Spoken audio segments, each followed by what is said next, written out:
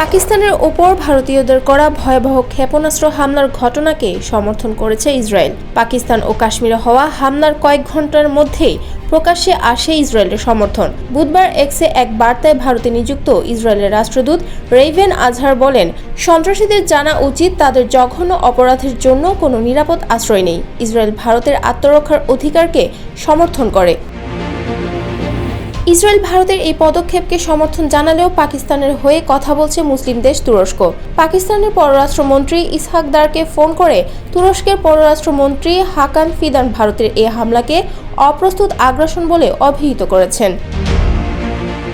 পাকিস্তানের পররাষ্ট্র মন্ত্রণালয়ের এক বিবৃতিতে জানা যায়, তুরস্ক এ সময় পাকিস্তানের প্রতি সংহতি জানায় এবং আঞ্চলিক নিরাপত্তা পরিস্থিতির অবনতিতে উদ্বেগ প্রকাশ করে। দুই দেশ পরবর্তী পরিস্থিতি নিয়ে ঘনিষ্ঠ সমন্বয়ে থাকার সিদ্ধান্ত নেয়। শান্তি এখন হায়ার লেভেলে, কারণ হায়ার দিচ্ছে 12 বছরের কম্প্রেসার ওয়ারেন্টি শান্তি, 4 বছরের স্পেয়ার পার্টস ওয়ারেন্টি শান্তি, 2 বছরের ফ্রি সার্ভিসের শান্তি। হায়ার এর সাথে শান্তি কেনাও হায়ার লেভেলে। তবে নয়াদিল্লি স্পষ্ট জানিয়েছে, অপারেশন সিন্দুর ছিল সম্পূর্ণভাবে সুনির্দিষ্ট, পরিমিত এবং উত্তেজনা না বাড়িয়ে সন্ত্রাসের বিরুদ্ধে দৃঢ় অবস্থান নেওয়ার প্রচেষ্টা। আন্তর্জাতিক কূটনৈতিক মহলে ভারতের এই পদক্ষেপ ইতোমধ্যেই মিশ্র প্রতিক্রিয়া সৃষ্টি করেছে।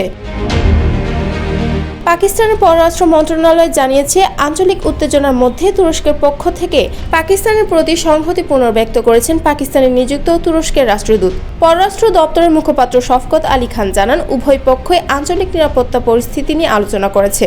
এছাড়া দ্বিপাক্ষিক সহযোগিতা আরও জোরদার করার প্রতিশ্রুতি পুনর্ব্যক্ত করেছে তুরস্ক। তিনি জানান, তুর্কির রাষ্ট্রদূত পাকিস্তানের সার্বভৌমত্ব লঙ্ঘনের জন্য ভারতের নিন্দা জানিয়েছেন এবং নিরীহ প্রাণহানির ঘটনায় গভীর শোক প্রকাশ করেছেন। এদিকে পাকিস্তানে ভারতের হামলাকে কাপুরুষোচিত উল্লেখ করে এর তীব্র নিন্দা জানিয়েছে পাকিস্তানের প্রধানমন্ত্রী শেহবাজ শরীফ।